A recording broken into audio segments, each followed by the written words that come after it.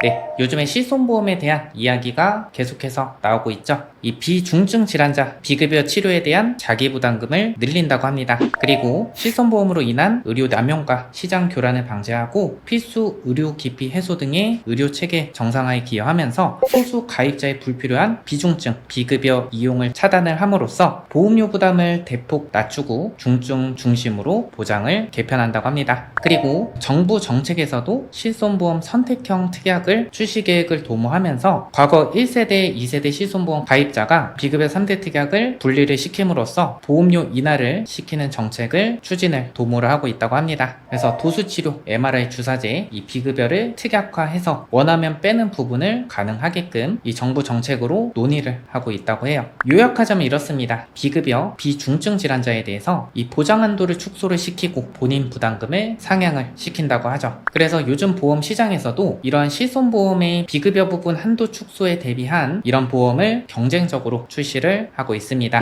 그래서 오늘 주제는요, 실손보험을 대체할 보험 베스트 3 이 세 가지를 저희 보험탈주구만의 주관적인 견해로 한번 말씀을 드려보려고 합니다. 이 실손보험을 대체할 세 가지 보험 어떤 게 있을까요? 지금부터 알아보도록 하겠습니다.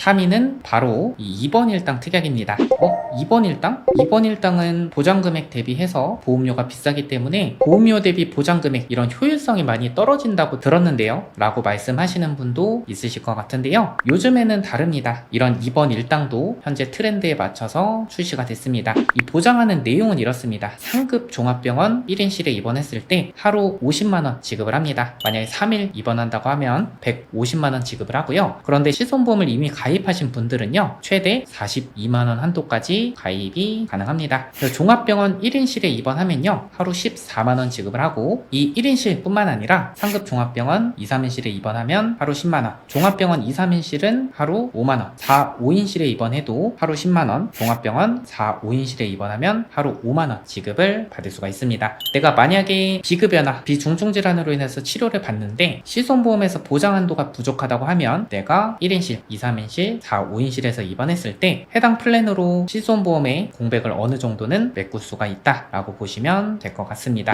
그리고 20년 납 100세 만기 비갱신형으로 구성했을 때 50세 남성 여성, 60세 남성 여성 보험료도 부담이 적은 편이기 때문에 이 실손보험 보장의 공백을 대체할 수 있는 보험 베스트 3로 선정을 했고요. 본 광고는 심의 기준을 준수하였으며 유효기간은 심의일로부터 1년입니다. 다음 2위는 수술비 보험입니다. 지금 보여드릴 수술비 보험 플랜은요, 부비동염 수술하면 200만원, 하지정맥류 수술 200만원, 위용종 수술하면 200만원, 대장용종 수술하면 100만원, 갑상선 생식기 질환 수술하면 200만원, 충수염, 담낭염 수술하면 200만원, 관절 척수 수술도 급여 비급여 관계없이 200만원, 백내장 수술도 급여 비급여 관계없습니다. 100만원 지급을 하고요. 입원 통원 구분 없습니다. 이렇게 이러한 주요 질환뿐만 아니라 다른 질병으로 수술했을 때 200만원, 100만원 이렇게 지급하는 플랜이라고 보시면 되는데요, 이 부분을 반복적으로 지급을 받으실 수가 있습니다. 그런데 보험료를 한번 보시면요, 30년 납 종신 만기 비갱신형으로 구성했을 때 30세 남성 여성, 40세 남성 여성, 50세 남성 여성 부담이 적은 비용으로 준비가 가능합니다. 두 번째로 보여드릴 수술비 보험은요, 해당하는 질병으로 인해서 수술 시에 설정한 가입 금액을 지급을 합니다. 그런데 왜 수술비 보험이 이 실손보험의 대체제가 될 수 있는지 지금부터 알아보도록 할 텐데요, 실손보험의 통원 한도는 통상 20만원에서 25만원 한도입니다. 예를 들어서 내가 백내장 다초점 렌즈 삽수술 이런 비급여 수술을 통원으로 받았다 하면은 20만원에서 25만원 한도로 지급을 받을 수가 있습니다. 그런데 이 수술비 보험에 가입을 했다 하면은 통원, 입원 구분 없이 내가 설정한 가입 금액을 지급받을 수가 있죠. 그리고 현재 비급여 부담액이 4세대 실손보험으로 30% 측정이 되어 있는데 5세대 실손보험이 출시가 되면 이것보다 비급여 부담액이 금액이 더 높아진다고 하죠. 실손보험은 갱신형입니다. 이 손해율에 따라서 계속해서 보험료가 변동될 수 있는 상품이고, 내가 나중에 노후가 돼서 질병에 대한 위험도는 높아지고 그에 따라서 보험료가 인상이 된다고 하면요, 계속해서 실손보험을 유지하기 어려울 수 있습니다. 그런데 오늘 보실 수술비 보험은요, 비갱신형으로 준비가 가능하기 때문에 만약에 20년 납 90세 만기다, 20년 동안 변동 없는 보험료 납부하고요, 90세까지 계속해서 보장을 받을 수가 있죠.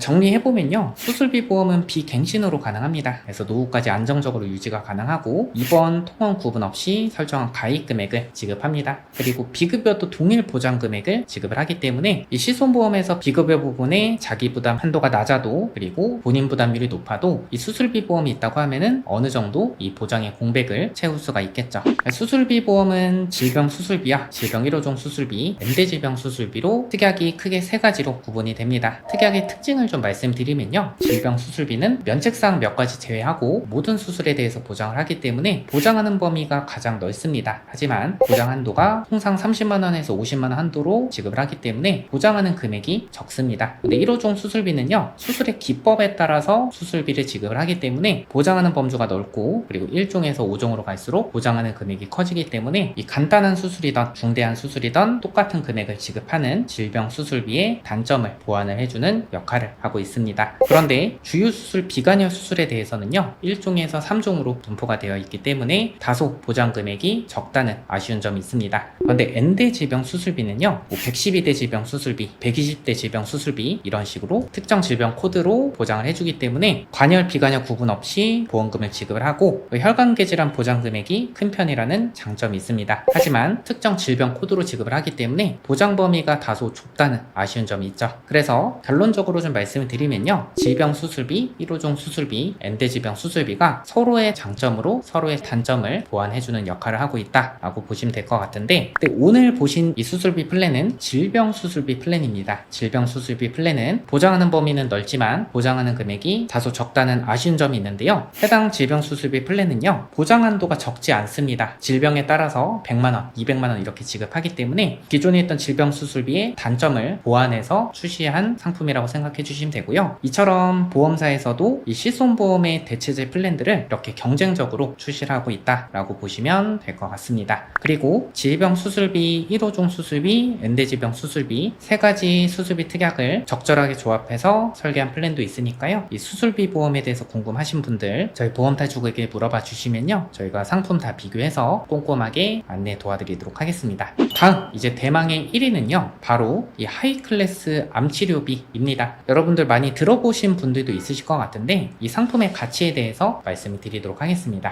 국가암정보센터에 따르면요, 우리나라 국민들이 기대수명까지 생존했을 때 암에 걸릴 확률은 남성은 37.7%, 여성은 34.8%라고 합니다. 암 발생률을 무시할 수 없고요, 암보험이 필요한 가장 큰 이유는 뭘까요? 저는 바로 이 고가의 비급여 치료라고 생각합니다. 만약 고가의 비급여 항암 치료를 통원으로 받았다고 하면 통원 한도 10만원에서 30만원 한도로만 보장이 되기 때문에 나머지 부분은 내가 부담을 해야 됩니다. 그리고 우리나라 국민건강보험 지원 혜택 산정특례 제도로 암 환자는 95% 지원을 받을 수가 있는데, 급여에 한해서만 지원이 되고 비급여는 지원이 불가하죠. 저는 보험가입의 궁극적인 목적은요, 경제적으로 감당하기 힘든 리스크를 대신 감당해주는 역할을 하는 거라고 생각합니다. 오늘 보여드릴 하이클래스 암치료비 상품은요, 재발이 돼도 전이가 돼도 암세포가 계속해서 남아서 계속해서 치료를 해도 100세까지 보장을 받을 수가 있고, 만약 예를 들어서 대장암 진단 후에 이때 보장을 받고 다시 10년 후에 재발을 해서 비급여 항암 치료를 했다고 해도 8천만원을 지급을 받을 수가 있습니다. 그런데 보험료를 보시면요, 20년 납 100세 만기 비갱신형으로 구성했음에도 불구하고 보험료는 22,985원, 부담 없는 보험료로 암의 가장 큰 리스크를 대비할 수 있는 상품이죠. 그리고 30세 남성 22,985원, 여성 19,895원, 40세 남성 여성, 50세 남성 여성도 부담이 적은 보험료로 준비가 가능합니다. 그리고 만기까지 계속해서 보장을 받을 수가 있죠.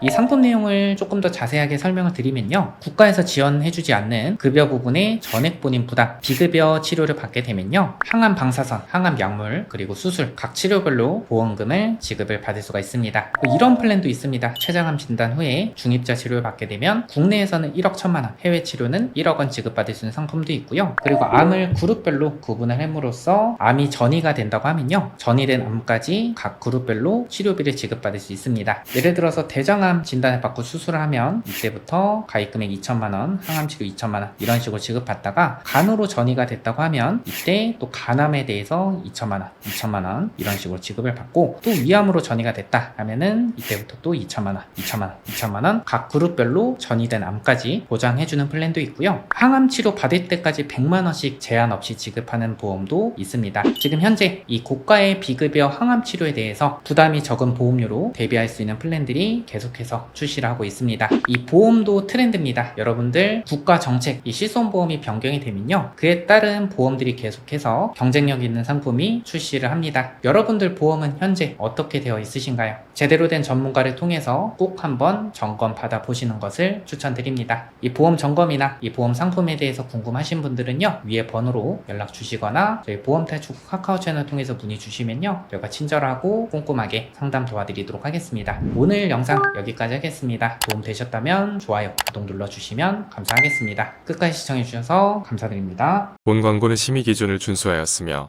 유효기간은 심의 일로부터 1년입니다.